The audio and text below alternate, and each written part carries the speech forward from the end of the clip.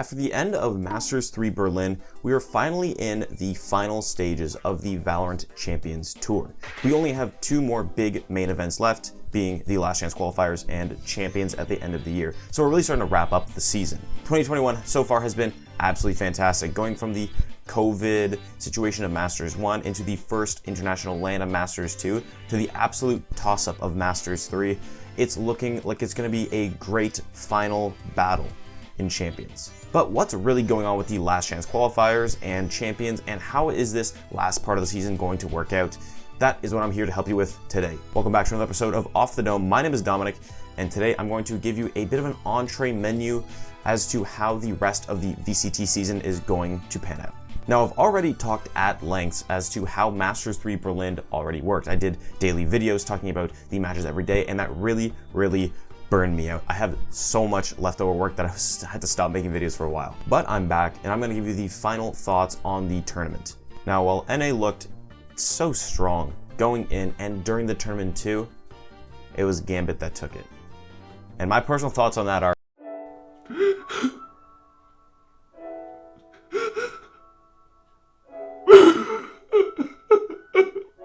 But if you couldn't catch Masters 3 Berlin, there were a few standout matches that you need to watch. 100 Thieves versus Gambit was absolutely crazy, as well as 100 Thieves versus Ascend. Vision Strikers versus Ascend was also super interesting to watch, and as of course, Envy versus Gambit, the finals was a treat. But how is Berlin going to work as a microcosm for the rest of the year? We only have two more big tournaments left, and a lot of the teams have actually already made it to Champions, so they will only have one big tournament left. The Last Chance qualifiers are only for the teams that haven't already made it.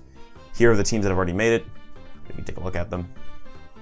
Sounds good. Now that the tournament has ended and Gambit has proven that they are the clear winners of this tournament, how do I think the performances were for the rest of the teams? This is my personal thought on the shakedown of how the rest of the teams did. Of course, Gambit did by far the best, only dropping one set to 100 Thieves, who were also incredibly good at the time. But once Gambit made it to the upper bracket, they absolutely crushed everyone. They won 2-1 Vision Strikers. Vision Strikers, an amazing team on their own right, but then destroying G2, the Sentinel Slayers, as well as 3-0ing Envy, the clear favorite from the upper bracket. We had some other strong contenders as well. Envy did super well, and 100 Thieves actually had an amazing performance despite their placement, taking sets off of EU's best teams, including Gambit, the winners of the tournament, the only ones to do so far. 100 Thieves' experience in LANs definitely helped them summoning the strength they needed to bring back those games when they were down by so much. They also took out Ascend in the bracket, which is incredibly impressive, but lost to Envy, their NA counterpart. Do I think 100 Thieves could have won that match?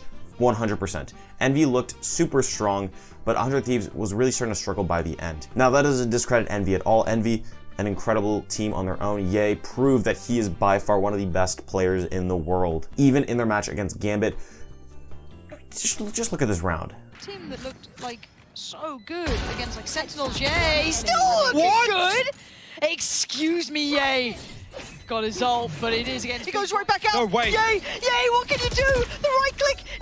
He's just doing the dance. What am I watching? The frag. What am I watching? Despite them being upset, Sentinels also proved themselves to be pretty impressive. When you are put on that throne and everyone is out to get you, of course people are going to start counter-stratting. And I think while Sentinels had a not so impressive performance as they were expected to have, I still think they put up a good fight.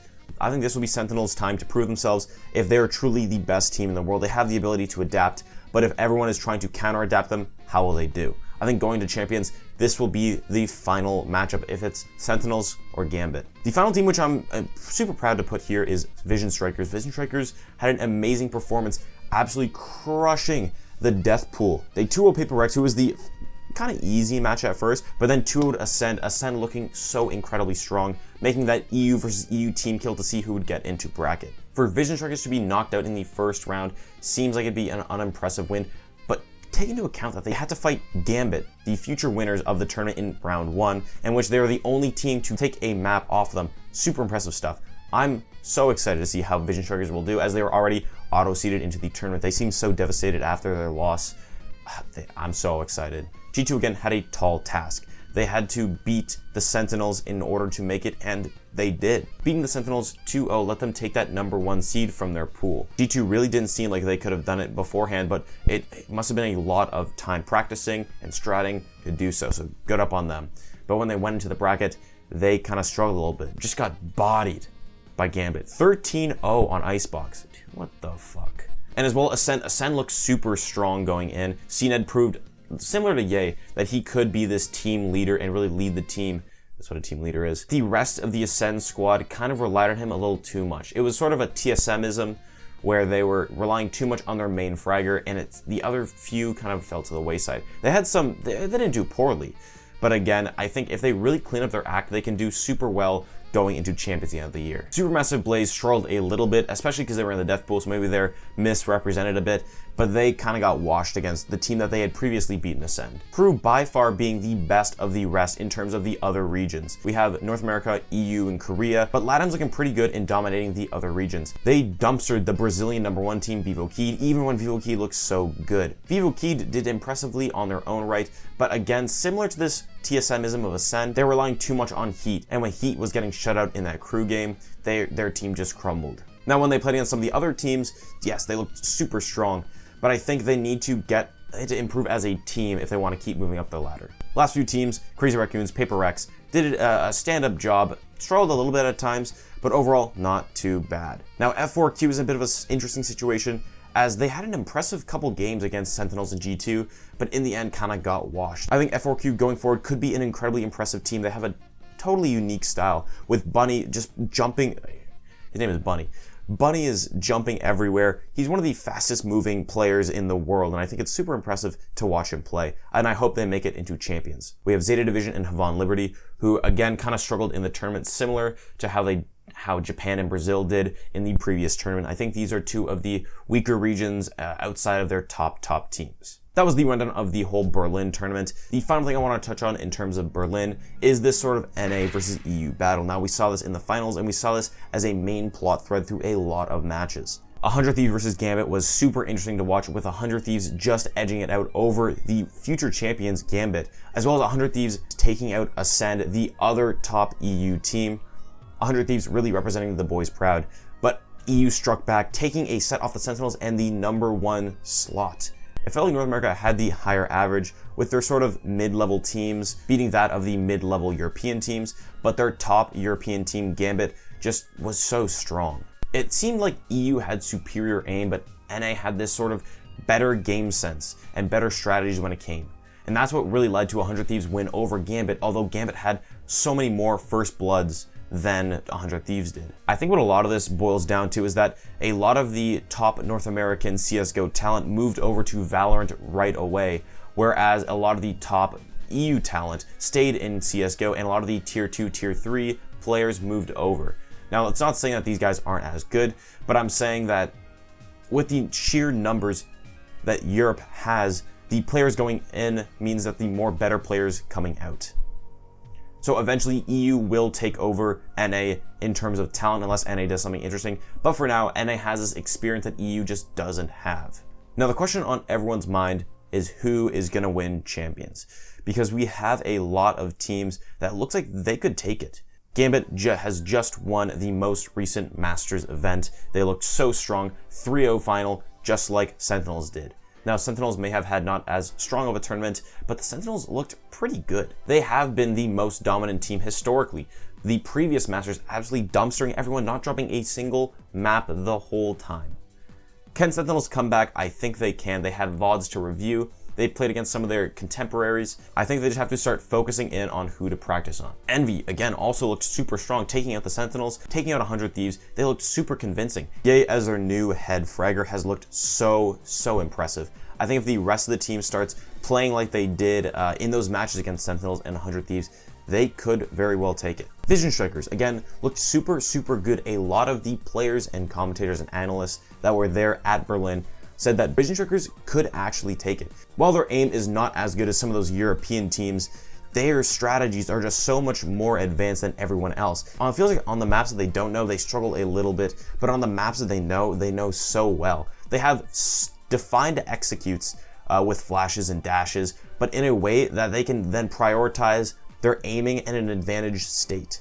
I feel like a lot of other teams aren't doing this, and actually I don't think any other teams are doing it as well as Vision Strikers is. Especially with their 6th man, Lakia, they literally saved him for the bracket portion. This is my sort of expectations for champion tier list.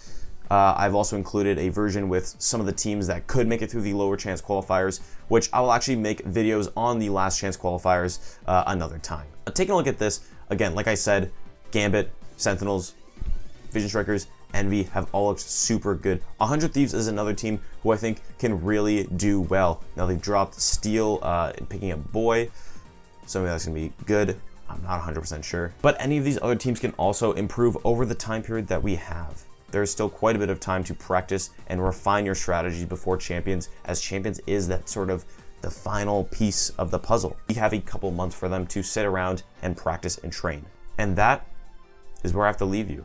I think as the last chance qualifiers are coming in the middle of October, we will have a ton of Valorant to watch. Some of the tier 2, tier 3 teams are still continuing to play and practice and get better. We've seen some more Valorant innovations in terms of academy teams and teams picking up new players just to practice with them. I think we are far from the end of the year in Valorant. There'll still be a lot of invitational tournaments going on in between, and I'm super excited to see how the rest of the year will pan out. I think the beginning of the 2022 season will be just as important as the end of the 2021 one, because it'll be back into full swing. We have the VCT back in action with weekly Valorant into full international LANs happening more often. Hopefully, as COVID restrictions start to go away, we will move into more international LANs, perhaps maybe 4 if we have the room for it, and maybe a revived VCT system. I'm super excited to see where it'll go, and thank you if you've watched all this way through. I spent the past month just making videos every single day for a little bit, and that was very, very tough, and I've fallen a bit behind on my work. I'm a full-time student as well, so it's hard to be making these videos, but I'm gonna do my best to keep it up. Thank you so much for watching, and if you wanna watch more videos kind of like this, subscribe. It's free, it's easy. You get a video in your inbox, maybe like once a week. It's not that bad. You can also follow me on Twitter for more Valorant information and or funny stuff. And as well, join my Discord where we can talk about esports. We do a lot of that. Do some watch parties sometimes. I'm kind of bad at managing that. Or just talk about the news. It's super fun. Anyways, I gotta go. Thank you again. Peace.